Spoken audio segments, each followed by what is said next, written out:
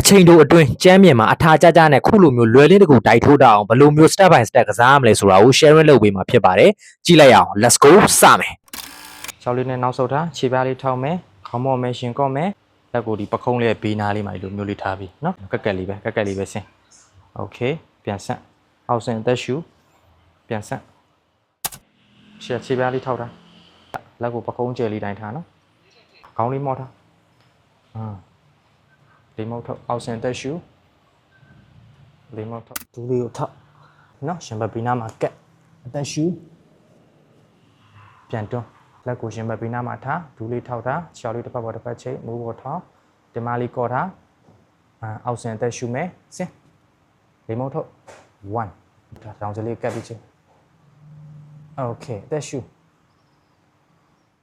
လက်ကိုရှင်ဘဘီနာလေးမှာထားမယ်ရှောက်လေးနောက်ဆမ်းမယ်ခေါင်းမော့ရှင်ကော့ထားအောက်ဆင်းအသက်ရှူမယ်ဖြည်းဖြည်းချင်းဆင်းခေါင်းလေးမော့ပြီးစော့ခေါင်းလေးမော့ထားအသက်ရှူမယ်